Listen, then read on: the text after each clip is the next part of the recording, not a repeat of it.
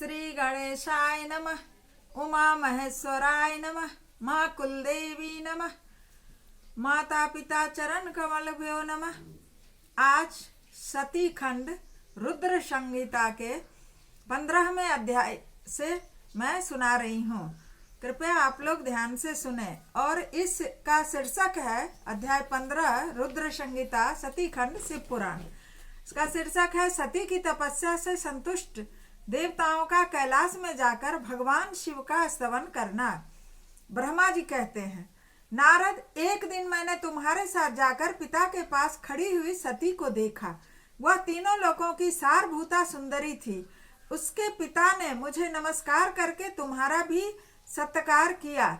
यह देख लोक लीला का अनुसरण करने वाली सती ने भक्ति और प्रसन्नता के साथ मुझको और तुमको भी प्रणाम किया। तदंतर सती की ओर देखते हुए हम और तुम दक्ष के दिए हुए शुभ आसन पर बैठ गए। तत्पश्चात मैंने उस विनयशीला बालिका से कहा, सती, जो केवल तुम्हें ही चाहते हैं और तुम्हारे मन में भी एकमात्र जिनकी ही कामना है, उन्हीं सर्वज्ञ जगदीश्वर महादेव जी को तुम पति रूप में प्राप्त करो। सुबह जो तुम्हारे सिवा दूसरी किसी स्त्री को पत्नी रूप में ना तो ग्रहण कर सके हैं, ना करते हैं और ना भविष्य में ग्रहण करेंगे, वही भगवान शिव तुम्हारे पति हों। वे तुम्हारे ही योग्य हैं, दूसरे के नहीं। नारद, सती से ऐसा कहकर मैं दक्ष के घर में देर तक ठहरा। ये कौन कह रहे हैं? ब्रह्मा जी नारद से सुना रहे हैं। और ब्रह्मा जी सती के घर गए थे और राजा दक्ष के यहाँ, और उनके घर पे देर तक रुके थे। और राजा दक्ष की बेटी सती वहां बैठी थी। तो नारद और साथ में नारद जी भी थे। नारद जी और ब्रह्मा जी दोनों पिता पुत्र थे वहां। तो ब्रह्मा जी सती से ये सब बात कह रहे हैं कि भगवान शिव तुम्हें ही सिर्फ पत्नी रूप में मानेंगे, किसी को पत्नी रूप में ग्रहण नहीं करेंगे। फिर उनसे विदा ले तुम दोनों अपने अपने स्थान को चले गए, मैं और तुम। तो मतलब फिर दक्ष के घर बहुत देर ठहरे। सती को ये सब बात कह करके ब्रह्मा जी और नारद दोनों चले गए। अब मेरी बात को सुनकर दक्ष को बड़ी प्रसन्नता हुई। उनकी सारी मानसिक चिंता दूर हो गई और उन्होंने अपनी पुत्री को परमेश्वरी समझकर गोद में उठा लिया। इस प्रकार कुमारोचित सुंदर लीला विहारों से सुशोभित होती हुई भक्त वत्सला सती, जो स्वेच्छा से मानव रूप धारण करके प्रकट हुई थी, कौमारावस्था पार कर गई। बाल्यावस्था बिताकर किंचित युवा अवस्था को प्राप्त हुई। सती अत्यंत तेज एवं शोभा से संपूर्ण अंगों से मनोहर दिखाई देने लगी। लोकेश दक्ष ने देखा कि सती के शरीर में युवा अवस्था के लक्षण प्रकट होने लगे हैं। तब उनके मन में चिंता हुई कि मैं महादेव जी के साथ इनका विवाह कैसे करूं। सती स्वयं भी महादेव जी को पाने की प्रतिदिन अभिलाषा रखती थी। अतः पिता के मनोभाव को समझकर वे माता के निकट गईं। विशाल बुद्धि वाली सती रूपिणी परमेश्वरी शिवा ने अपनी माता वीरणी से भगवान शंकर की प्रसन्नता के निमित्त तपस्या करने के लिए आज्ञा मांगी। माता की आज्ञा मिल गई।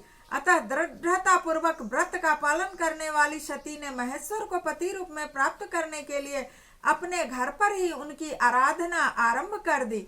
आश्विन मास में नंदा, प्रतिपदा, षष्ठी और एकादशी तिथियों में उन्होंने भक्ति पूर्वक गुड़, भात और नमक चढ़ाकर भगवान शिव का पूजन किया और उन्हें नमस्कार करके उसी नियम के साथ उस मास को व्यतीत किया।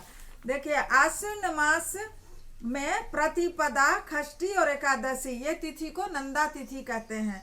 इस तिथि में माँ सती देवी ने गुड़ और भात और नमक चढ़ा करके भगवान शंकर को, नमक चढ़ाने का भी प्रमाण मिलता है, हम लोग नहीं चढ़ाते हैं, लेकिन उन्होंने चढ़ा करके पूजा किया, नमस्कार किया और उस मास को व्यतीत किया। कार्तिक मास की चतुर्दशी को सजा कर रखे हुए मालपुओं और खीर से परमेश्वर शिव की आराधना करके वे निरंतर उनका चिंतन करने लगी। कार्तिक मास में मालपुआ चढ़ाई भगवान को और खीर। मार्गशीर्ष अर्थात अगहन मार्गशीर्ष मास के कृष्ण पक्ष की अष्टमी तिथि को तिल, जौ और चावल से हर की पूजा की। ज्योतिर्मय दीप दिखाकर अथवा आरती करके सती दिन बिताती थी। पौष मास के शुक्ल पक्ष की सप्तमी को रात्रि भर जागरण करके प्रातः काल खिचड़ी का नैवेद्य लगा करके वे शिव पूजा करती थी। जब पौष माह के शुक्ल पक्ष की सप्तमी को रात भर जागरण किया तो ये कब चढ़ाएगी खिचड़ी? अष्टमी के ही सुबह ना, प्रातः काल फिर कल हो करके खिचड़ी का नैवेद्य लगाकर शिव का पूजा करती थी। माघ पूर्णिमा को रात्र में जागरण करके सवेरे नदी में नहाती और गीले वस्त्र से ही तट पर भगवान शंकर की पूजा करती थी। माघ में नदी स्नान का बहुत महत्व बताया गया है।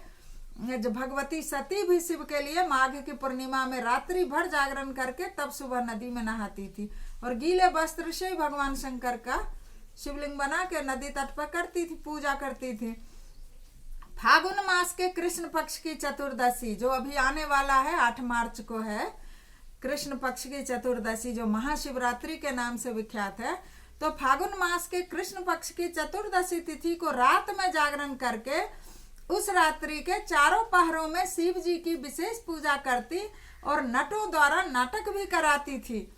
मतलब उस समय नट हुआ करते थे तो नाटक आदि विशेष पूजा। अब रात्रि जागरण करने के लिए तो कुछ करना होगा, भजन कीर्तन ढोलक मृदंग बजाना होगा, नहीं तो नींद आ जाएगी। इसलिए लोग आजकल तो टीवी खोलकर भी लोग जग लेते हैं, या जिसमें एकाग्रता की शक्ति है वो मंत्र जप माला जप करके भी किसी तरह रात्रि जागरण करते हैं कृष्ण पक्ष की चतुर्दशी को फागुन मास में। उन्हीं का अनुसरण हम लोग कर रहे हैं जो मैया पार्वती करती थी। अब चैत मास के शुक्ल पक्ष की चतुर्दशी को दिन रात शिव का स्मरण करती हुई समय बिताती और ढाक के फूलों तथा दबनों से भगवान शिव की पूजा करती थी। ढाक जो होता है ना, ये छौला जिसको पलाश बोलते हैं, टेसू के फूल भी बोलते हैं या पलाश के फूल। तो पलाश का जो पेड़ होता है तो उसके बड़े बड़े 3 पत्ता गोल गोल जुड़े होते हैं जिसका खाने के लिए थाली भी बनता है। तो उसी ढाक के फूल से, पलाश के फूल और दबनों से शिव की पूजा, अर्थात इसको आप सुन रहे हैं तो ये आप जान सकते हैं कि ये फूल भी शंकर भगवान को चढ़ता है। चैत मास की शुक्ल पक्ष की चतुर्दशी को दिन रात शिव का स्मरण करती हुई बिताती और ढाक के फूलों, अगर पलाश का फूल मिल जाए तो जरूर चढ़ाएं उस दिन शुक्ल पक्ष की चतुर्दशी को चैत महीने में। बैसाख शुक्ल तृतीया को, जो अक्षय तृतीया होता है, बैसाख शुक्ल तृतीया को सती तिल का आहार करके रहती और नए जौ के भात से रुद्रदेव की पूजा करके उस महीने को बिताती थी। ज्येष्ठ की पूर्णिमा को रात में सुंदर वस्त्रों तथा भटकटैया के फूलों से शंकर जी की पूजा करके वे निराहार रहकर वह मास व्यतीत करती थी। आषाढ़ के शुक्ल पक्ष की चतुर्दशी को काले वस्त्र और भटकटैया के फूलों से रुद्रदेव का पूजन करती थी। श्रावण मास के शुक्ल पक्ष की अष्टमी तथा चतुर्दशी को वे यज्ञोपवीत पवित्रों वस्त्रों तथा कुश की पवित्री से शिव की पूजा किया करती थी। भाद्रपद मास के कृष्ण पक्ष की त्रयोदशी तिथि को नाना प्रकार के फूलों और फलों से शिव का पूजन करके सती चतुर्दशी तिथि को केवल जल का आहार किया करती थी। भांति भांति के फलों फूलों और उस समय उत्पन्न होने वाले अन्नों द्वारा वो शिव की पूजा करती और महीने भर अत्यंत नियमित आहार करके केवल जप में लगी रहती थी। सभी महीनों में सारे दिन सती शिव की आराधना में ही संलग्न रहती थी। अपनी इच्छा से मानव रूप धारण करने वाली वे देवी दृढ़ता पूर्वक उत्तम व्रत का पालन करती थीं। इस प्रकार नंदा व्रत को पूर्ण रूप से समाप्त करके भगवान शिव में अनन्य भाव रखने वाली सती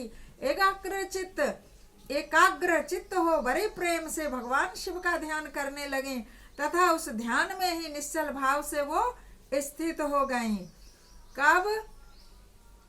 देखिए, बड़े प्रेम से इस प्रकार नंदा व्रत, उसी को नंदा व्रत कहते हैं, जो नंदा तिथियों में की थी, तो पूर्ण करके भगवान शिव में अनन्य भाव रखने वाली सती एकाग्रचित होकर के अब उनका ध्यान करने लगी और ध्यान में निश्चल भाव से स्थित हो गई। मुने, इस समय सब देवता और ऋषि भगवान विष्णु और मुझको आगे करके सती की तपस्या देखने के लिए गए।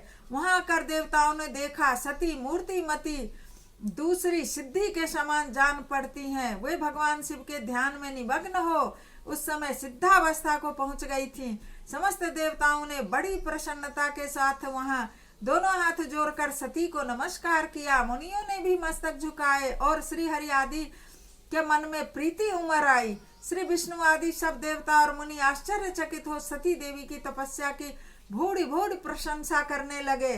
फिर देवी को प्रणाम करके वे देवता और मुनि तुरंत ही गिरिश्रेष्ठ कैलाश को गए, जो भगवान शंकर को बहुत ही प्रिय हैं। सावित्री के साथ मैं और लक्ष्मी के साथ भगवान वसुदेव भी प्रसन्नता पूर्वक महादेव जी के निकट गए।